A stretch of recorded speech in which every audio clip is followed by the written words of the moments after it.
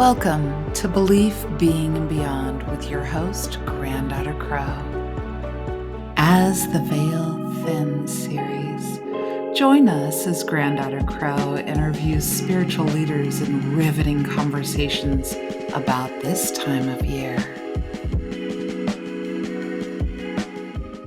Hi, everybody. Granddaughter Crow here, and this is the final episode of As the Veil Thins series. We have had such a wonderful time, and if you haven't been able to catch them and you just started here, they're archived on the YouTube channel. No problem, anywhere you can get a podcast.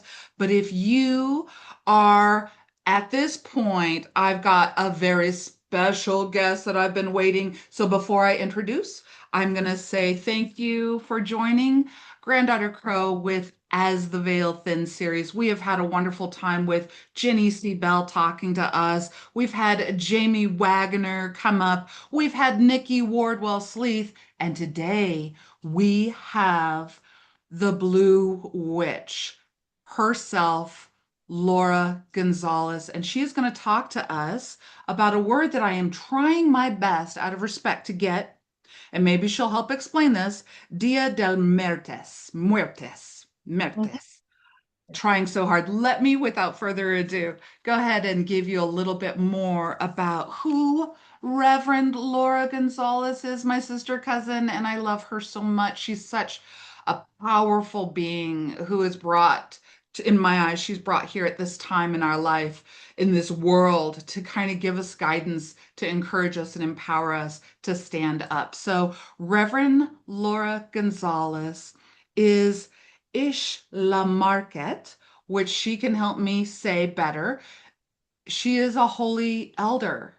Okay, she is a holy elder. And in my tradition, that's huge. And I have been looking forward to this. Also, pagan priestess, again, holy elder, but nonetheless, spiritual and community healer, which is, I'm so glad that, because we need that. She's a writer, podcaster. Got to check her out, Lunatic Mondays. I love the show, been on the show. Also, social justice and religious freedom activist.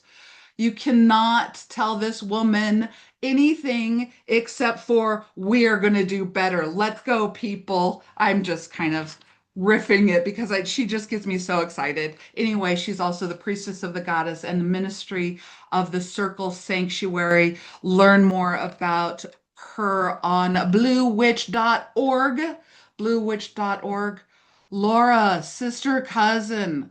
I know that you're family, but I'm still all like starstruck a little. I'm so glad to have you on the show. Maybe you can help us understand how to celebrate this season with the Day of the Dead. Help us explain it. And if you wouldn't mind, like, how can we even celebrate without appropriation? What is the respectful way to celebrate? But I just kind of showed up today going, teach me, what is this? What is this magic that you know? I love yeah, I love it. So tell us a little bit about Dia de Muertos. Dia de Muertos. Dia de Muertos is a holiday that is celebrated throughout the whole Mexican, continental Mexico. And it's a very emblematic holiday that we celebrate right around Halloween, right around Samhain, right around All Hallows Eve. That was by design. That was in those days. It's not an accident. It's part of the colonization and evangelization of the colonizers' church, Oh. because the actual origin of the holidays is pre-colonization, pre-invasion, pre-contact. And it is believed that the actual tradition is 2,500 years old. And obviously how we celebrate it now is a lot different than our ancestors used to celebrate. So the celebration of those who have passed, of those who died, it was huge with our people. So in order to understand Day of the Day, you have to understand how Our people were obsessed with the calendar, when counting the days and seeing the astral movements of the stars and all that. And they have a lot of calendars, not just the Mayan, not just the Aztec. They have many calendars. They have like a religious calendar, they have a day-to-day calendar, and they have other calendars, right? And different pueblos, different peoples, different regions, they will have different counts and different calendars to this day. Okay. People like us who are trying to um, reclaim the traditions and to revive a little bit of this, not to revive, but to reclaim, because it's never been dead. Uh-huh. We have many official calendars. You know, you have the cuenta of this group, the cuenta of that group, different counts, because people can agree with one calendar, and that is not necessarily a conflict. It's part of how it's always been. It's always been many different calendars. So the one that I follow, the calendar that I follow, and the majority of people, even though they start on different days, it has 18 months of 20 days. So there are 18 cycles of 20 days, right? That makes roughly 360 days. And then there are 5 days dedicated to the void, the nothingness, kind of like a time of reaccommodation, reflection. It's a very sacred time of the year. It's called Nemontemi. And then you start again. So this sacred time, by the way, called Nemontemi, it has nothing to do with the dead. It has nothing to do, it has to do with reflection and restarting. And it falls roughly right before spring equinox, but not always at spring equinox, but it's roughly on that time of the year. But the months that we are going to talk about, which is Tlaxochimaco and Xocohuetzin, happen in what is mid of July to August. So mid July to mid August, and then mid August to early September, per se. It's roughly always around that time of the year. And there are 2 months. So the first month is called La Xochimaco, which is the blooming of the flowers. And it's all about flowers, and it's all about blossoming and blooming and life and sensual and sexual and all that kind of thing. And then Xocohuetzin, which means the falling of the fruit. And that falling of the fruit is, culmination, finish, and ending. You eat the fruit, you plant the seed, and rinse and repeat. Like nature is all full with cycles, right? So on these 2 months that they celebrate the blooming and the falling of the fruit, they would celebrate those young people who passed away before blooming, who passed away because before reaching a full flower, so 13 years and younger, they will celebrate their lives on Tlaxochimaco. And then older people who reach becoming a fruit will be celebrated on the next 20 days on Xocohuetzin. And the celebrations will be filled with color, with flowers, with fruit, with dancing, with celebration, and with imagery of the dead um, icons, right? This imagery of two teteo, we call them. The name is teot, one, teteo, two or more. And coincidentally, I have them on my arms, So this is Mictlan for those who can see. And this is Mictlan the Lord or the Lady. So they are the Lord and the Lady of Mictlan.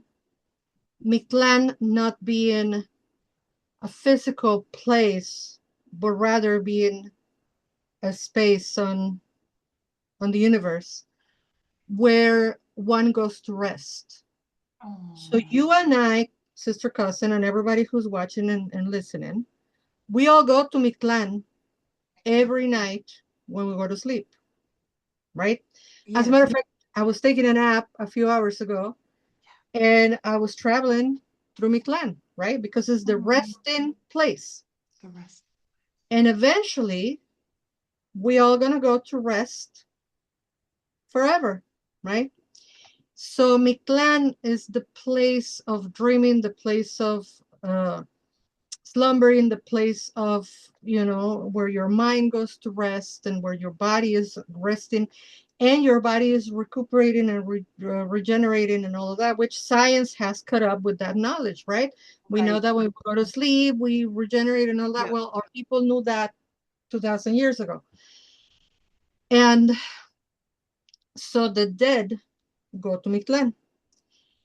But there is a process, right? Because nothing is easier for our people. So once you die, it takes time for the so-called soul, right, to reach the Mictlan. And because it takes time, we remember them on the ceremonies and we offer them flowers, songs, food, etc. So that all is ancient, traditional, and Uh-huh. old.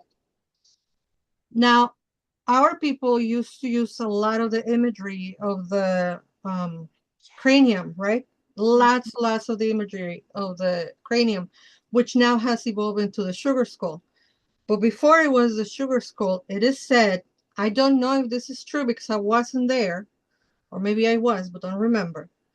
But it is said that sometimes it will be the real cranium of a person who passed away. Now, there are places in Mexico Yeah. where people who passed away are not buried on the ground. They are buried on crypts. And every year, the family goes and they clean the bones and they fix the crypt and they put them back. So eventually, those people who have died will become bones. So I don't think it was too far fetched to believe Right. that there will be real craniums or real bones of our dead loved ones. And there was nothing macabre about it, right? It was like they're the bones of the person because they were alive and then they were not.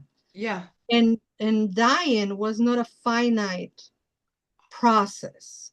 Dying was yet another part of the cycle because her people understood that when you have a seed, it's because a fruit has died.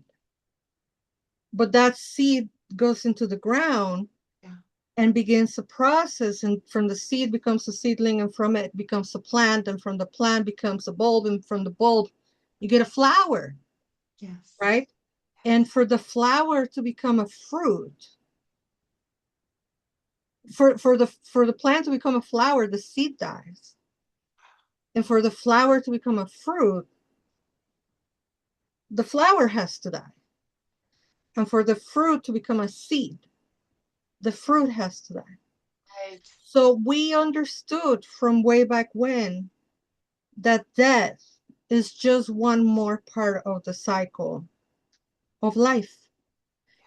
So when we think about us dying, we really truly, I believe this to my bones, that we are the people that are not afraid to die. I mean, you just have to look at us. We are so courageous and inventive and imaginative, right? And we are not afraid of dying.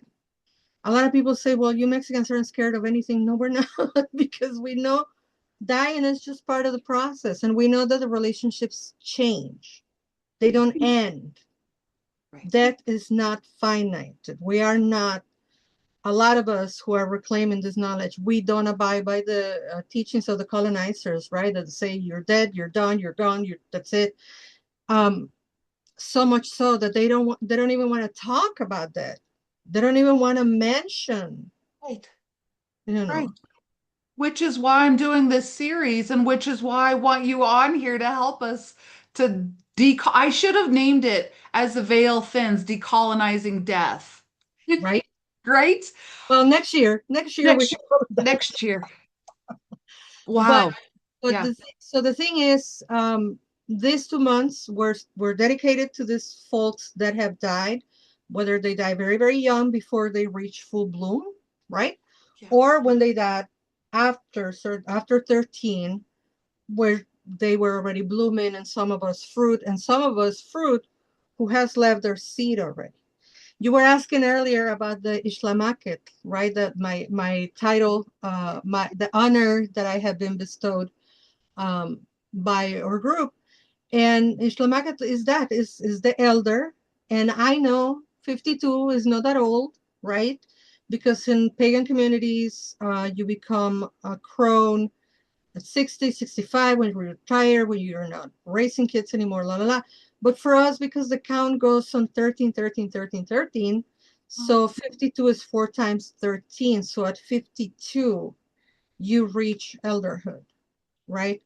And in this case, in my group, I'm not the eldest. There's a few folks that are older than I am, but because I was part of the founders of this group, etc., they bestowed that title on me, on the elder. And it's a huge responsibility, you know, I'm sure. to I'm sure. carry the wisdom. Oh, yeah. And but I think that the best part of being an Ishlamaket is to be able to tell them, I don't know, and I messed up.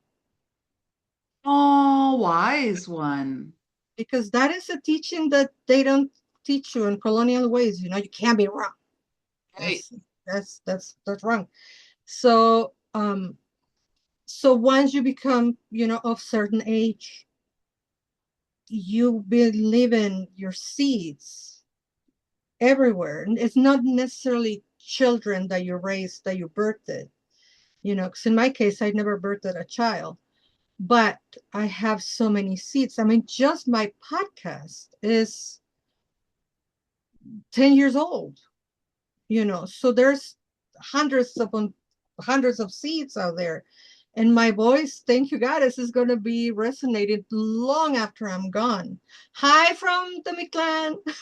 If you see this when I'm dead, hi from the Mictlan.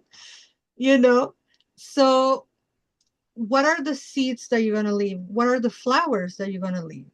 What kind of flowers? What kind of accomplishments?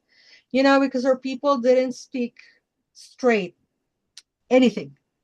They always embellish the language, and they use metaphors and mythology and allegories, and it's just beautiful, and it's beautiful, beautiful.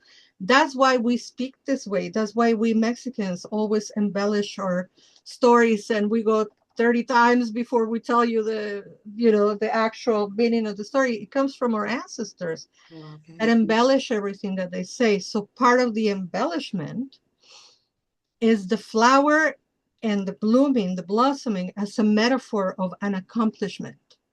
What have you accomplished? What is the flower that you are leaving for your people? What are the flowers that you are sharing with your community? And even more so, if you were able to reach older age, what are your seeds? What is that you're planting, right?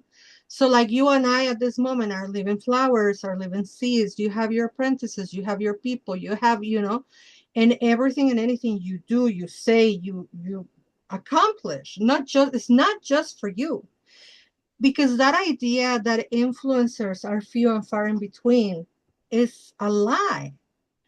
All of us are constantly influencing each other, you know. Yeah. So, what are your flowers? What are those flowers that you are given? So, this 2 months celebration were to honor the living and to honor that flower as a metaphor for accomplishments, but also as a joy and sensuality and sexuality and reproduction and all that implies a flower, right? And also those little baby flowers that are gone before they could fully blossom or become a fruit. And then the second month, another 20 days, right? So 20-day period of the falling of the fruit. And same, how are you nurturing your community? How are you nurturing yourself? What kind of food are you going to become? How are you feeding those around you? What are the little tastes of you that you are leaving on your community? And I think that's beautiful. So at that time, they will celebrate those who die of older age, 13 and up. Mm. Wow. This is so, I had no idea. It is so much like the way that I do shamanism. I'm like, oh, see, this is beautiful. And you're not gonna believe me, but I hope you all believe me that I'm telling you the truth. I don't. Why would I lie to you? I've been teaching this for 40 years because when I was 12, we had a expo on our school Yeah, for Day of the Dead. You know, I don't know, like will have a festival here for Mother's Day, or right. in Yeah. Mexico we have them for Day of the Dead. Day of the Dead is one of the biggest festivals everywhere, included at school. Even as all schools, the majority of schools in Mexico be secular, we have an observance for Day of the Dead because it's a tradition, it's not a religion. And so I was in charge of explaining what we have built. And I was telling my teachers who were my age now, I was telling them this, that it originates on, Mexica people, the ancient times, 2000 years, la la la. And my teachers who were adults that were my age were dismissing me. They were saying that is not true, that this was a Catholic holiday. And I'm like, no, I'm sorry you drank the Kool-Aid, but I haven't. And believe it or not, sister cousin, I made it my point to teach this and to talk about this since I was 12 years old, because we have to remember that we have traditions that predate Yep. pre-contact, pre-colonization Yes. that are very much alive and well. So, unfortunately, contact happened, colonizers come, and when contact happens, they come through with their fear, their superstition, Yes. I feel now in 2025, I feel sorry for the people on the 1500s because they had just got the plague. They had just had a lot of deaths on their countries where they Mhm. should have stayed. And they had all this fear, all this terror Yeah. for everything. Yeah. I mean, an ankle will terrify them. A breast will terrify them, Right. The smile of a woman will terrify them. Forget about the smile. The laughter of a woman will terrify them because they see the devil everywhere, right? Because one see one is. But they'd be terrified of everything.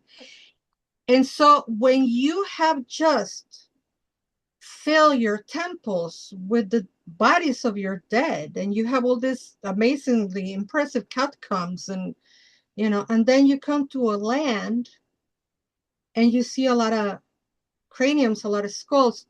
Why do we put the skull? Why do we put the skull? Because of people speak with symbols, Yes. and the skull is the symbol of transformation, right? That cycle of death, life, death, right? So the skull represents transformation and rest. So everywhere in our cosmogony, we have these messages of work, laugh, rest. When you see the image of Coatlicue, a modern stylized image is right here behind me, and you have hands and you have hearts and you have a skull, right? This necklace is basically like a clock that is telling you be active. That's why we have hands, because hands are actions. Then we have the heart, that means be joyful, right? Oh, right. And then the skull that say, and make sure you rest, Mm. right? So these are the teachings of our people that spoke symbolically, right? So enter the colonizers whom are afraid of everything and they see all the skulls everywhere. They enter in panic, Right. obviously. Then they were like, are they humans? Are they not? I mean, this is a debate that has been going on for 500 years, right? Like, are we humans or are we not? I mean, I think we are, but they still aren't sure because colonizers will colonize. And so they say, wait a minute, wait a minute. We had a similar situation in Europe when these heathens, these pagans were celebrated Samhain in the middle of October. And we told them, no, no, no, you cannot be celebrating this holiday of harvesting in the middle, late September, mid October. You have to celebrate the end of summer at All Hallows Eve. Oh. So, in order to convert the all pagan peoples of all Europe, and I'm saying pagan loosely because I don't know their tribes, their people, their names, Indo-European people that would celebrate the end of summer, the harvesting time, were colonized by their own people into Christianity, and their holiday, their sacred day, was moved into All Hallows Eve. Because what the Catholic Church wanted to do was to repress that practice. Okay. And then what they did is they make it bigger because now it's sanctioned by the church. It's called All Hallows Eve. Right. And we know how good it has worked that Halloween is the highest holiday in the United States. Yes, people celebrate other holidays, but none is bigger than Halloween. TV celebrate 30 days of Halloween, this and that and the other. Regional temporary stores pop everywhere. I mean, it's huge. So methinks the Catholic Church should have learned the lesson not to try to commodify holidays, right? But no, they come to America from Alaska to Patagonia, one country, one continent. Yes. Geopolitical Mexico at the time, and now still geopolitical Mexico. Mm-hmm. And they say, so what do you celebrate? Well, we celebrate the young dead and then the old dead. Yeah. And it's 20 days, and it's Lasho Chimaco and Circowetzin.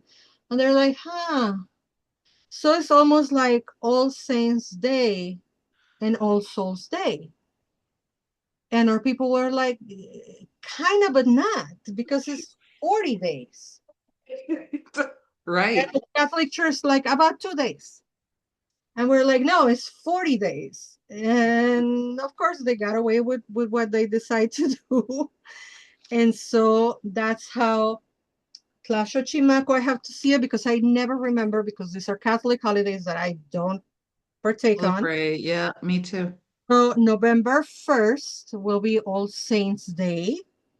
And now in Mexico, November 1st is where we celebrate the young people, right? The babies, the infants, the toddlers, people who die before they reach their teenage years. Yes. And then on November 2nd is All Souls Day. Also. And the logic that they use behind it is a saint is someone that hasn't been touched by sin. Mm. So those are the children. Oh, okay. So they took Okay. a 20-day month, cramp it on one day, that's it. And Okay. then they took the second day, the second month, and put it on the second day for all the souls. Everyone, sin or haven't sinned, we celebrate them.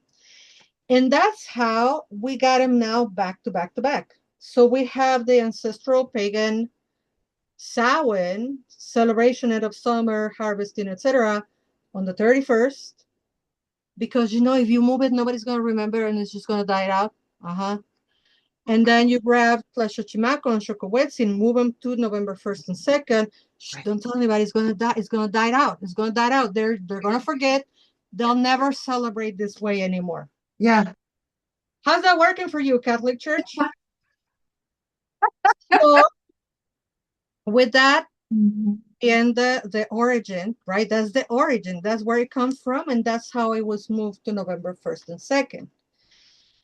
So now enter the Catholic Church with the Catholic Church teachings, right? The colonizers. Never forget, they came with the colonizers. They are the ones that condone slavery, indoctrination, evangelization, all the churches, all the killing, all of that. They had the papal bull. It was condoned by the Vatican, and in that they say, yeah, you're gonna celebrate, but you're gonna celebrate like we do, with all these sacred elements, Okay. right? And so we have the papel picado, which is those beautiful artisan paper made things. If you see the movie Coco, that is the beginning of the movie, how they explain the introduction. That is called papel picado. Oh, wow. So the church say you're gonna use the paper to represent the element of air, right? And then to purify the space, to invite the souls to come. Then you're gonna use the sacred vessel of water for them to drink, for them to wash, from them to purify the space with water, right? And then we're going to have candles. We're going to have all this fire, the Yeah. element of fire, to purify, to bring a light for them to be guided into this place, Yeah. and to purify themselves. And then for the element of earth, we're going to have all these flowers, and we're going to have all this bread and food, and um, all the things to purify, right? So the Catholic Church brings air, earth, fire, water, and spirit. How pagan of them. I know, right? That's what I was thinking. I was like, really? Huh. That's interesting. Yeah. Because when Catholicism reaches America, the continent, it already has a lot of pagan traditions on their DNA. Okay. Because the Catholics tried to destroy pagan traditions, what they ended up doing is they ended up absorbing them. So when you have the four elements represented on the altar, right? So our ofrendas, our offerings went from flowers, fruit, and food, and that was it. It was set up on the floor. It's called tlalmanali. It's an altar, right? And on the tlalmanali, you will put flowers, a plethora of flowers, Mm. fruit, and food. That was it. That is a very traditional, and the imagery, the clay figurines of the Lord and Lady of Mictlan.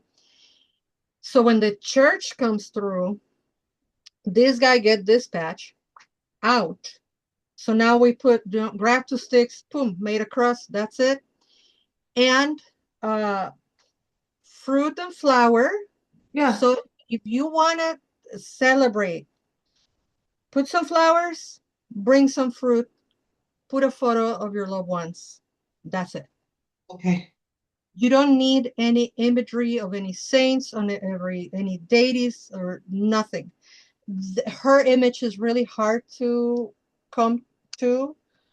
His image is easier to find on like Mexican artisanal stores, but don't be confused and don't be buying saints or other effigies that have nothing to do with Day of the Dead.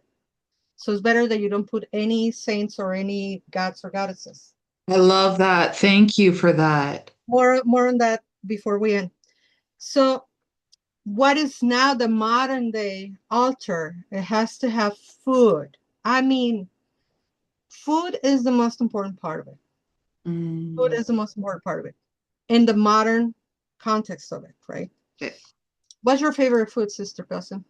I hate to say it, but Mexican food. I mean, I'm not trying to be cliche, but tacos, burritos, green chili, all of guacamole, all of it. I could eat that forever. So if you and I were to go to the Mictlan, which we will eventually, right? Go to the Mictlan, and somebody wants to celebrate you and I after we're gone, Yeah. they could probably put a big old plate of guacamole and some chips, you know, and that guarantees that we're going to come and We'll visit. be there, people. When We'll be those there. of you who are watching this in the future, that's what we want, and we'll show up. Yeah. And lo and behold, mine has to be mild because I don't eat a lot of hot spicy food. So, yeah, I'm one of those Mexicans that don't eat a whole lot of spicy food, which we exist. We are not a picture of your imagination. Some of us don't eat all that spicy stuff. So, of course, you have to have flowers, you have to have fruit, Okay. you have to have food. Food. And then, following the modern Catholic teachings, if you want to make it more fancy, then you put some candles, you put a thing of water, you Mhm. put, for my mom, I always put her cup of coffee, on a big old piece of sweet bread because she loved her bread. And my mother loved potato chips, Mm. but she will open the bag and find the foldy ones, and she will eat only the folded ones because she said they were more crunchy. Oh, I love it. So I go and I buy me a big old bag of Lays and I open it up and I pick the folded ones That's and I very, put that on the altar. I love it. Now, my mom and my stepson, who passed away in 2011, they never met, Great. but they both like dominoes and they both like poker. So we set the dominoes there and we set a thing of cards, and we give each other a couple of coins, couple of change, what if they come and they come at the same time and they want to, On the play, yep. yeah. And this year, this is the first year that we are also celebrating my doggy who died in December.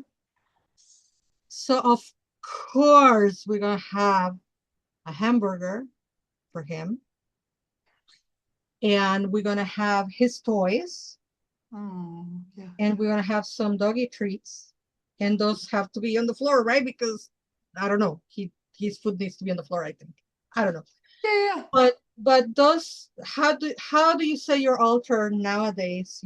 Some people, some witches, some practitioners of diverse spirituality abide by some of the Catholic traditions. So I will say, well, if you need to put a cross in your altar, if you need to put, I know a lot of people, Mexican people, even if they're not Catholic, they resonate with the image of the Virgin Mary. So if you want to put a Virgin Mary on your altar, go for it. Like, I am not going to ever tell anybody what to do or what not to do. My goal is to tell people where this come from and what I think is like a very basic for your altar. So again, flowers, cempasúchil. If you can get the original marigold, orange, bright, from Mexico, get that. Oh, but I don't know, where would I buy it. Go to a Mexican neighborhood around the time of Day of the Dead. I promise you there's gonna be a viejito, an old lady, an old man selling you a bunch. Buy it from them if you want to buy fresh, real flowers. If not, you can go to them stores that sell the artificial flowers, or you can buy fresh flowers if they are not the marigolds, right? Right. But flowers. But why flowers, Laura? I explained for 20 minutes why flowers. Fruit, fruit, Right. Great. right? What kind of fruit? Well, Yeah. orange is kind of a thing, you know. So Right. maybe an orange, maybe an apple, maybe um, guavas, maybe the prickly pear, right? That is from Mexico, or whatever fruit your ancestor, your loved ones want, right? For example, I was just eating some pineapple, so I don't know, maybe put some pineapple there for me, right? Or I really love oranges. So if you can find like a nice big navel orange there for me, that will be great. I like apples, but the peculiarity about me is when I eat that kind of fruit, I like it chopped up. So if you really want to be intentional, how did your ancestor eat their fruit? Did they put lime and tahini? Make sure you have that. No, Absolutely. they just bit the apple. Then you just put the full apple there. Right. The idea is not about the aesthetic of how is it gonna look. The idea is what do you want to convey to the soul of the ancestor that is visiting, right? And yeah, Put an image if you want, put their photos if you want, but you don't have to have a photograph. You know, some people get freaked out with the photographs. If that's not your thing, don't do the photographs. Our ancestors didn't have photographs. They have the skulls. I don't think you want Just to, saying. We're just saying they had the skulls, people. you know. And then I love there's it. of course a lot more, you know. You can do layers of the altar. You can do a 3-layer altar. Some people do a 9-layer altar. Some people just do it on a table. That's very less common. Some people who are trying to really reclaim the indigenous ways are doing it on the floor because that's how we do it. Whichever way is not about the presentation, but it's about what you're feeling, right? And the most important thing, sister cousin, for me is when I set up my altar. My grandson is 17 right now, so he don't want nothing to do with us. But when he was little, when he was 5, 6, 7 years old, he will come to the house and we will set up an altar for my mom and his dad. And I will be telling him stories, the stories of them.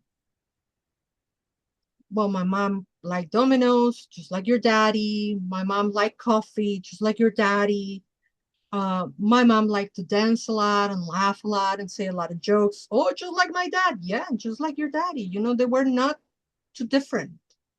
And you know, my mom, you're not related by blood to my mom, but she was my mom. So you are related to her by love, right? Yeah. And some people believe, why would they come? They don't come. That's a myth. That's, you Right. know, Right, right, okay, right. okay. Yeah. If they don't come, they don't come. If you believe that that is a children's tale, imagination, and they don't come, all right. But when you evoke their life, when you have a memory, when you have a tear on your cheeks that is falling out because you remember, whether they're making you cry or they're making you laugh, they're here. And in your bones, in your DNA, they are your ancestors, Yes. whether you knew them or not. Right. And that is what we're celebrating: the seed, the dirt, the plant, the seedling, right? Yes. And so I think it's a wonderful, wonderful, wonderful way to celebrate. So to do very respectfully for your Yes. people, right? Uh, Yes. I will say, please, please, please, this is, let's get the trash out of the way, okay? Yes, please. Yeah. Um, it's not a Halloween costume, so let's not be a sugar skull for Halloween this year. It's incredibly disrespectful, and it Okay. has nothing to do with Halloween. It's not Mexican Halloween. Again, we don't say trick or treat. We don't go out, asking for stuff. This is a very sacred holiday that is older than Christianity, right? In which we are honoring our ancestors, but we are also honoring life. And that is the thing that we have to remember Yep. always. Yep. Life and death are two sides of the same coin, right? Yes. Yes. Without death, there is no life. Without life, there is no death, right? And big old movies, big old toy companies. I don't want to say the names because they don't pay me. Mhm. But the biggest doll creator and the biggest little pieces creator of toys, Gotcha. Yep. they are making stuff for Day of the Dead, Oh, right? okay. Those big companies have nothing to do with our culture. So what Mhm. you do is you walk yourself to the Mexican neighborhood and you buy traditional things that are made by the hands of Mexican national people, right? You wouldn't buy your beaded, I was looking at your earrings, they're beautiful. You wouldn't buy those at a big box market. You'll buy them from an artisan, boy or girl friend of yours, right? Mhm. So the same goes for your Day of the Dead needs. It is very attractive to want to buy from big box stores. Sure. No, no, no. Go to a real artisan. The majority of artisans that are creating things for Day of the Dead nowadays are Mexican or Mexican American women, and 99% of them, they are the household head of the family. There's an absent father, so they all the responsibility falls into these women, and you will be supporting directly those women and their children. Needless to say, Right. in this day and age, Yeah. 2025 United States, if you really must incorporate this beautiful celebration in your spiritual practice, let me ask you something. Mm. Tip the teacher. Hi, Zell at bluewitch.org, or buy from the people. Support old mom and pop's restaurant. You know, march if you can. Remind people that we're human. You know, Mm. last month, all the whole Hispanic Heritage Month, I was posting every day. My wish for Hispanic Heritage Month is that people treat us like humans, because we are. Yes. You know, and on the last day, I say, remember that you are human. Remember your humanity. Because a lot of people have forgotten their humanity, you know. And Yes. we go online and we say all these kinds of things that we really, you wouldn't tell me that to my face. Right. You wouldn't tell me you're an animal, I want you to die. And believe Right. me, I have heard that. I've read that. Yes. Right. So we were saying earlier, not to get too political, we cannot not get political. Our existence is political. So yes, please partake. Yes, please treat this Mm. as you will treat your grandmother's handkerchief, as you will treat your grandmother's jingle dress, as you Mm. will treat your grandmother's Mm. lace tablecloth, with Yeah. love, with respect, with honor. If you remember, when you call into these energies, when you call into this energy, they answer, Yes. they reply, they come. So don't just, wing it. Uh, Right. Continue learning from people who are indigenous. Continue learning indigenous wisdom from indigenous people with fair prices, with fair payment. Enough has been extracted from us. And remember that this holiday, though it originated in Mexico and it's mostly Mexican people who celebrate it, is part of the world. In the year 2008, it became an oral and intangible heritage of humanity by the United Nations. You know, so this is not just, we say with love. It's a holiday that belongs to all of us. Like all indigenous knowledge belongs to all of us. But don't appropriate it. And this year, more than ever, Yep. the big old toy companies don't need your money. Juanita in the corner who sells the little sugar skull, she needs your money. Before we close, I wanted to just tell y'all, the sugar skull and the bread that we make for Day of the Dead, there are various different kinds of breads. If you go to a Mexican panaderia, you'll find it. It says pan de muerto, or bread of Day of the Dead, or Day of the Dead bread, or whatever. Those are very traditional, and they used to be put on the altars. Well, right after the Spanish came, they told us how to make the bread, and we made the bread with those indications. And the sugar skull is also amalgamation of, we celebrate with the skull and Spanish sugar confection candy. So they Oh, started making them the sugar skull. So it does have Spanish DNA, whether we like it or not, because of the working with the sugar candy. But the tradition comes from our indigenous people. wow. There is that connection. And there is much, much more that I could talk about it, but we will need another 3 days for that. Yeah. So I think I'm open to. I'm gonna try to be on the chat. Oh, yes. Really, I'm gonna try to be on the chat. You've got stuff coming up because this will release and you've got so much stuff that you're doing. Can you like okay, first you guys go to bluewitch.org, immediately sign up for newsletters.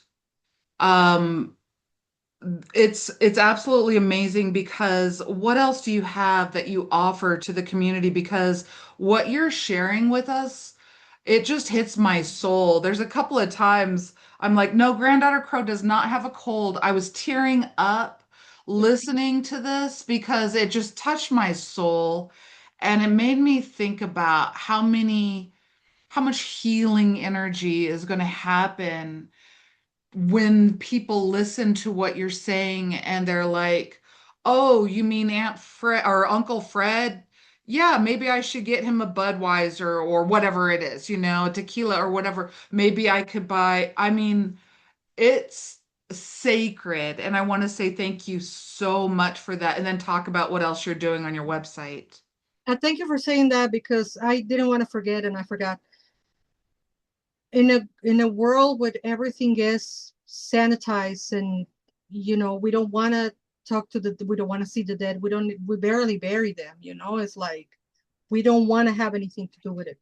Right. In our culture, those relationships don't end. I believe they don't end, period. But culturally, for us, they don't end.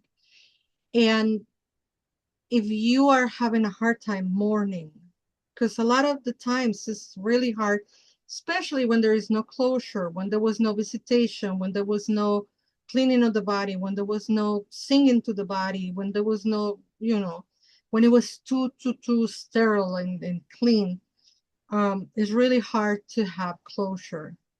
And that mourning becomes intense mourning and a long-term mourning.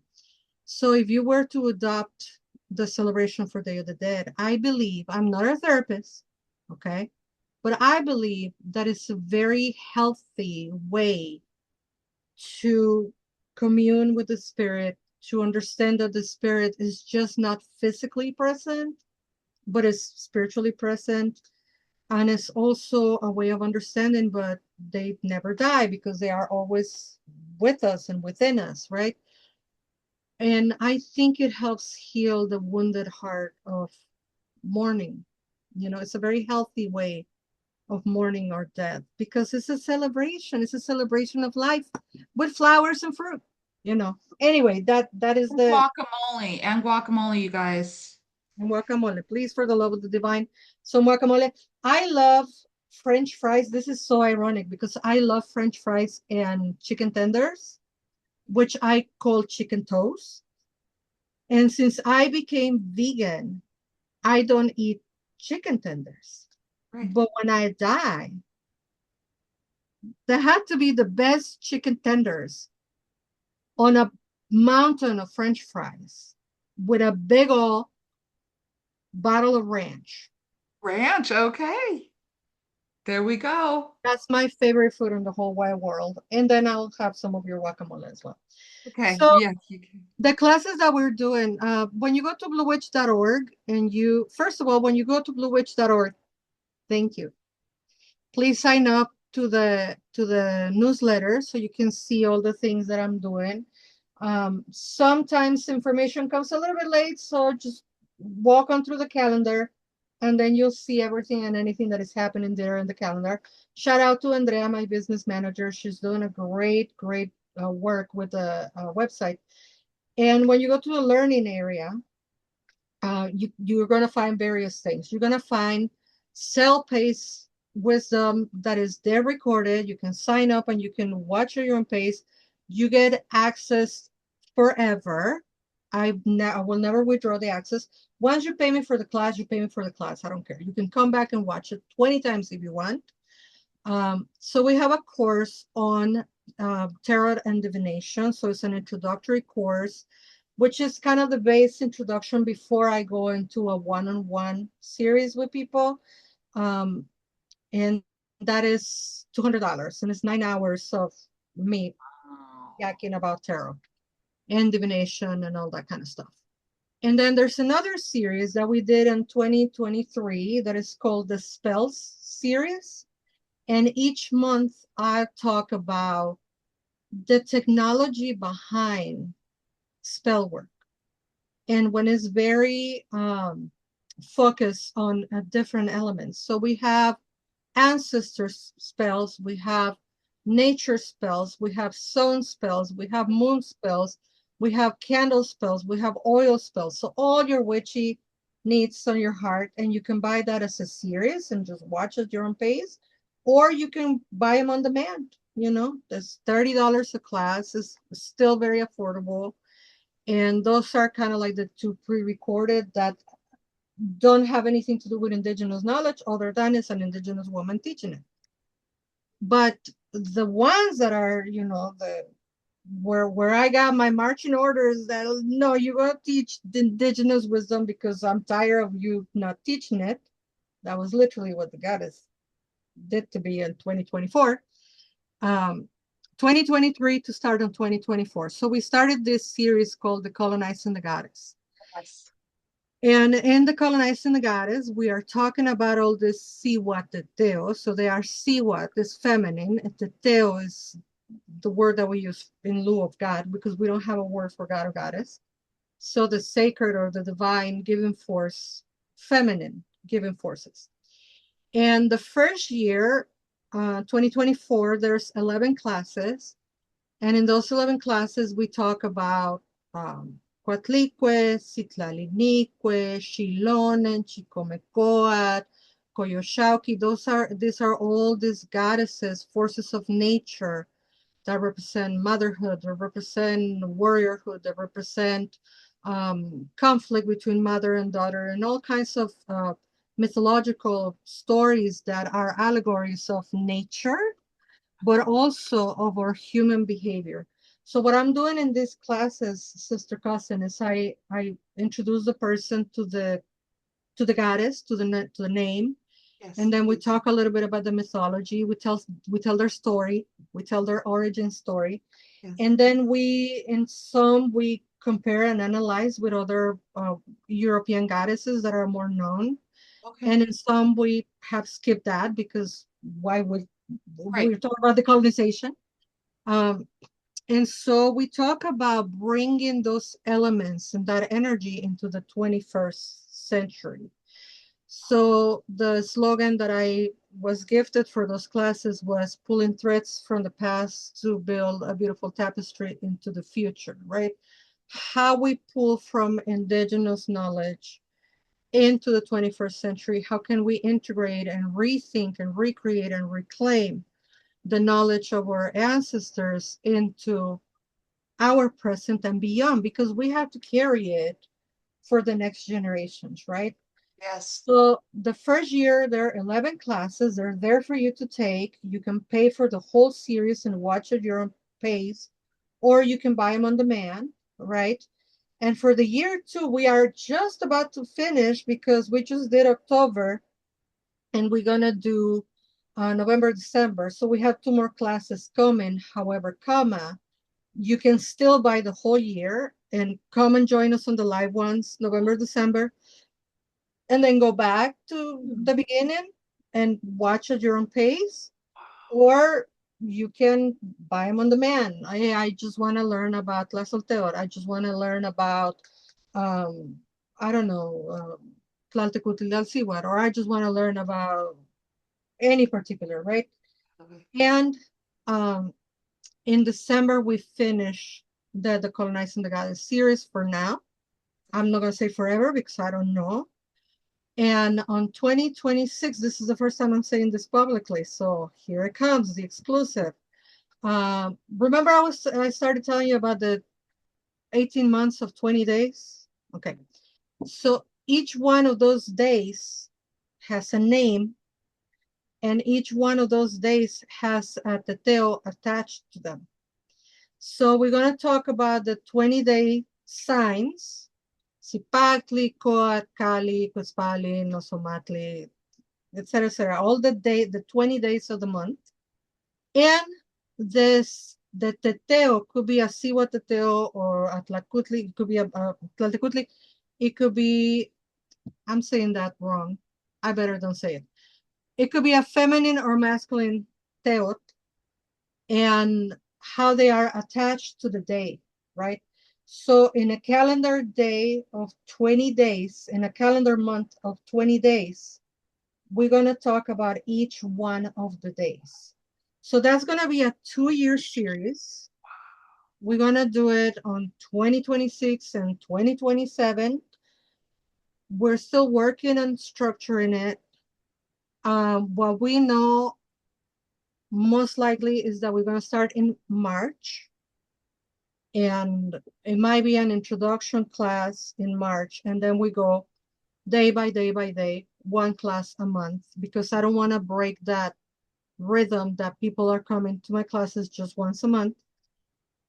And I'm very excited. So that calendar is called the Tonalpohualli. So that's what I'm going to be teaching, the days of the Tonalpohualli. That sounds absolutely amazing. And people, I don't know where you stand or how political or not political you are. I canceled Hulu and I'm looking for something to replace it. I mean, why not replace it with this? Yeah. Laura, you are absolutely brilliant. And if you guys didn't catch everything that she was saying, go to bluewitch.org. Sign up for the newsletter. You'll get the information. Tip the teacher. Absolutely. It has been, you know this, it has been a treasure having you talk about this and the fact that you've been teaching this since you were 12 years old. I mean, And worry now because we left things on the binder. So next year we come back and we tell you the rest of it, or and really important that we need fair compensation for indigenous people, right? Enough is enough. I mean, they have taken enough from us. The extraction of knowledge is rampant. Quite often when I finish my classes, people will ask me, recommend a book, and I'm like, nope, because the books are written by people that goes to Mexico, extracts the knowledge, comes back here, repackages it, and sells it to you at exorbitant prices. I saw some ridiculous people the other day doing a ritual with Tlaloc and Chalchutlicue without even knowing what those words mean, and wearing some ridiculous wannabe feather adornments that we don't fancy ourselves that way. We cannot not be political. And the other side of that is when people ask me, but aren't this close practice? Isn't this just for Native people? No. If I'm teaching you, it's not part of the close practice. The close practice is over there, close, where it needs to be. It's not going to be coming out of my mouth, because no, what is close is close. And you want to learn the close practice, come and join us on our Kalpuli, come every week for the ceremonies, come, then you will know all the things that are closed. But if you hear it from the Blue Witch, it's not something that was close practice. If you buy a book from Mr. Smith or Mr. something or another, Bones, yeah. I cannot guarantee it. I love it. We always go over time. It's so rich. It's so rich. And I just want to say thank you. I love you, sister cousin, so very much. And because I do this like she does in respect and honor, I always say, see you on the flippity flip. But today we are going to say, you are loved. As the Veil Thins series. Join us as Granddaughter Crow interviews spiritual leaders in riveting conversations about this time of year.